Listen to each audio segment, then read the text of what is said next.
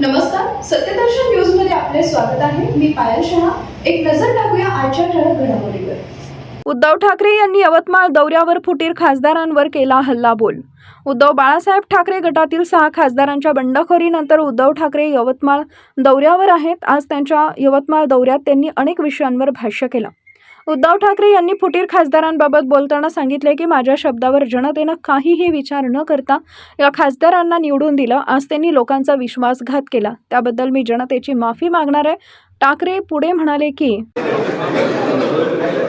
एक असभ्य वागणूक या लोकांकडनं खास करून गेल्या 1-2 दिवसापूर्वी पत्रकारांना मिळाली, हे आपल्या संस्कृतीत शोभणारं नाही आहे। ठीक आहे, एखाद्या वेळेला कोणाला राग आला तर तो राग व्यक्त करण्याची भाषाही असू शकते, परंतु शिवीगाळी ही महाराष्ट्राची संस्कृती नाही आहे। एकूणच काय की आजपासून मी या सर्व गद्दारांच्या मतदारसंघातील माझ्या कट्टर कडवट माझ्या बोलतोय म्हणजे मी गर्वाने बोलतोय याच्यातला भाग नाही, तर ही शिवसेना प्रमुखांकडून आलेली एक विरासत आहे, परंपरा आहे।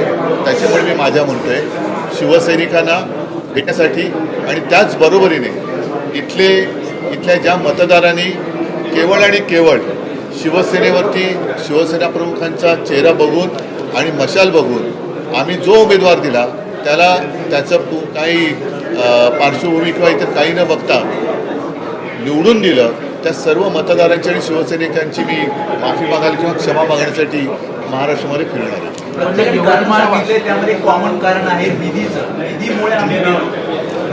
निधी म्हणजे त्यांनी स्वतःच मान्य केलं आहे की त्यांना फुटीसाठी निधी मिळालेला आहे।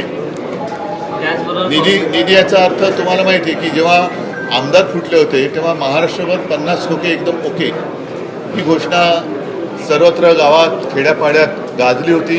अगदी मला आठवतं आहे विदर्भामध्ये बैल पोळ्याच्या दिवशी बैलांवरती सुद्धा ते लिहिलं गेलं होतं। आता आमदारांना जर तेव्हा 50 कोटी दिले गेले असं म्हणत असतील तर खासदारांना किती दिले गेले असतील? काही हिशोब ज्याला लावायचं ते लावू शकतो।